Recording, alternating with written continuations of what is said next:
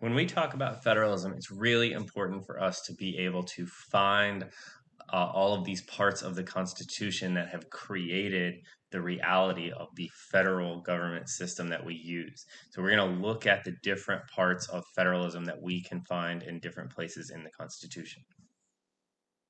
So I'm going to start with the most important part here, which is the 10th Amendment. The 10th Amendment basically creating a system of a division of powers between the national and state governments. And so the words of the 10th Amendment say the powers not delegated to the United States by the Constitution nor prohibited by it to the states are reserved to the states respectively or to the people.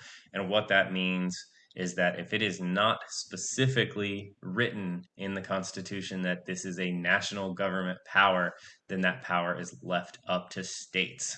So we call these reserved powers. These policies are reserved for the states. Anything not mentioned in the Constitution becomes a power that the state can control. So those obvious things not included in the Constitution, like school systems, those become state realms of policy because they're not mentioned in the Constitution anywhere. So we're going to find all sorts of stuff like that. Marriage laws and speed limits and crime and punishment and all this kind of stuff gets left up to the states because it was not put in the Constitution for the national government. The states are then able to make individual policies for their own people in all sorts of different policy areas, and this makes the state governments flexible and lets the state governments respond to the wishes of the people.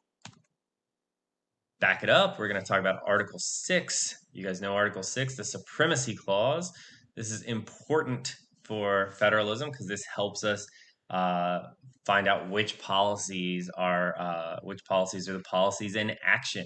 So if the words of Article 6 tell us that the Constitution is the supreme law of the land, that lets us know that whatever is in the Constitution is the most important level of policy above all things. So the words of the Constitution are the highest level of law that we have. But this also lets us know things like that the national government policies are supreme over state government policies. So in those situations where we might find conflicting policies between the national and local governments, we know that the one that we should actually pay attention to are the national policies.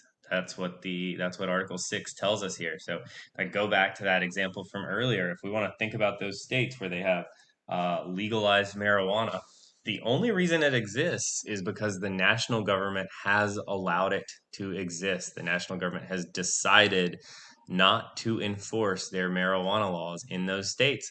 But they could end that at any point. So they, President, the Department of Justice, they could wake up tomorrow and decide we want to go enforce marijuana laws in all the states where it's legal. They could absolutely do that. And the law that matters here is the national government's law. So if any of that got challenged in the Supreme Court is going to side with the national government because it is clear in Article 6.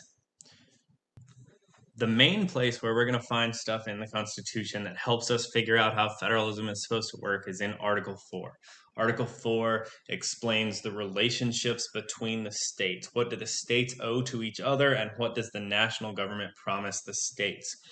So first, let's take a look at these four main parts of Article 4. It is important that you guys are able to explain both what these things say and how they operate. So we've got four main parts here that you need to be able to understand. The first one of these is what we call an interstate compact. You guys already know the word interstate, between the states, and a compact is just an agreement. So what we're talking about here is an agreement between the states.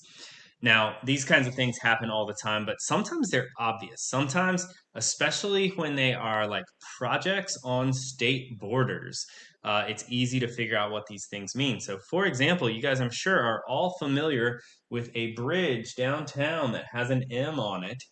That bridge connects Tennessee and Arkansas. Whose bridge do you think it is?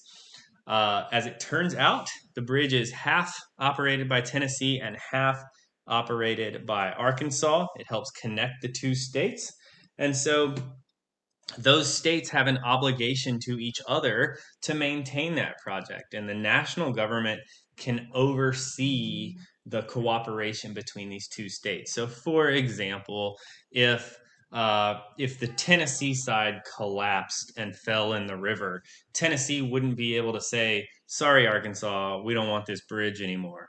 But the national government acts like the referee between the two sides when they're sharing this project. We see interstate compacts in action a lot of times on state borders, like with bridges or roads, or like some of the states down around the Gulf of Mexico. They'll share ports. Like Louisiana needs a port for trading, and so does Mississippi. So instead of both of them building one that would be right next to each other, the two of them share one that is on the state border, and the national government oversees the cooperation between these two states on the project.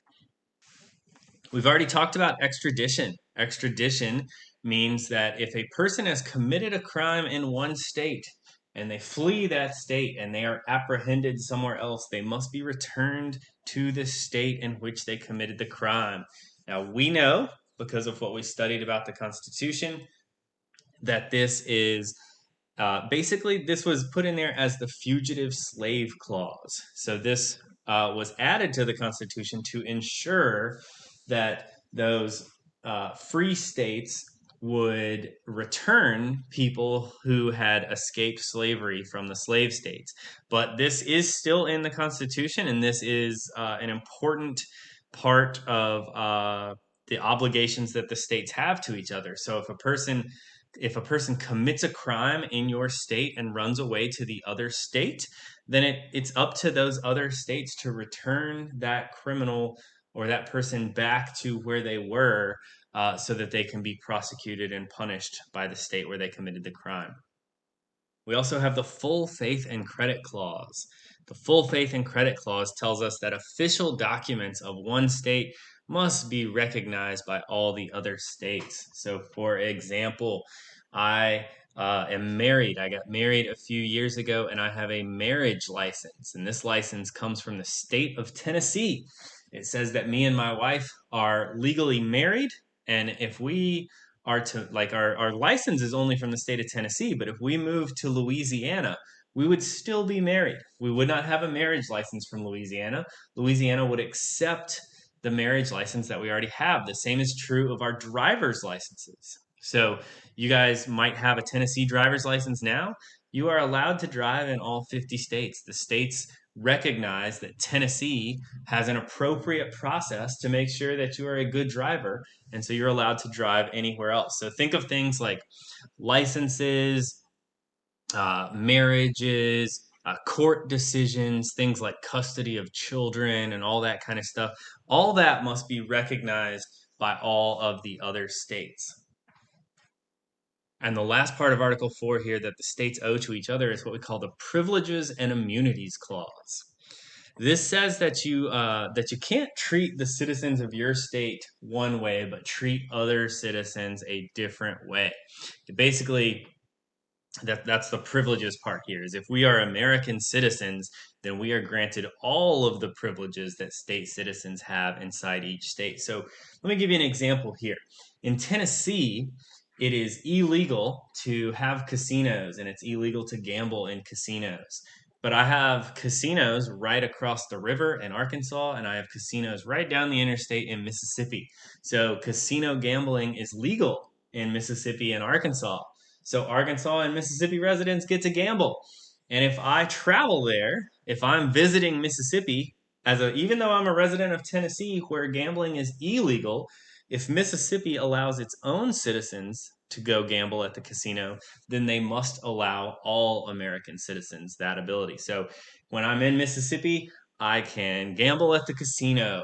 If you go to a state where marijuana is legal, even though marijuana is illegal in the state that you reside, you must be able to have all of the privileges of the citizens of Colorado or California or wherever you're thinking of. So the Privileges and Immunities Clause makes sure that the states do not discriminate against citizens of other states. So this is really important. Now, the book brings up an important exception to this rule. It's just always important to keep this in mind. There is one big notable exception that you guys are most familiar with, and that is the idea of in-state college tuition prices. So those are actually the opposite of what the Privileges and Immunities Clause is supposed to guarantee us. I guess technically, this should be found unconstitutional by a Supreme Court, but the states kind of agree to do this for each other. And so that's supposed to give it's supposed to give your home state an advantage in recruiting you to their colleges and things like that, since they have funded all of your education so far in most cases. But the Privileges and Immunities Clause is the exact opposite of what's supposed to happen. So that's what really helped me understand what it means. We should not be able to say, this is the price for Tennessee residents, this is the price for everyone else. So the Privileges and Immunities Clause is supposed to make sure that all US citizens are treated the same by the state governments. The other stuff in Article 4 here are promises that the United States government, the national government, make to the state. So some of those promises, they're pretty basic, but they promise there will always be a Republican form of government. That's in Article 4. So that means that they're promising us that we'll always be able to choose some representatives for the government. They also promise the states that the national government will never split up any states into multiple states, and it will never combine states into a giant state unless the states choose to do so themselves. So you guys know of like Virginia and West Virginia and things like that. Those states chose to split apart that way, but the national government does not have the power to break Tennessee into East Tennessee and West Tennessee. Only the voters of Tennessee would be able to do that. The national government also promises to defend all of the states from invasion, and that they would bring help for domestic problems in those states. So that right there, that is a direct answer to Shays' Rebellion, the national government promising to come in and help solve domestic problems in the state. So definitely a response to those 1780 problems, but also really important for 2020. So when we have protests and we have civil unrest in our cities across the country, the national government, one of the reasons that they send in groups like the National Guard and in some cases parts of the military is because the Constitution has promised to give those states the added protection there. And then this is not in Article 4, but it is in Article 5, and it's important for us to remember because this is a tricky spot for us in the government here.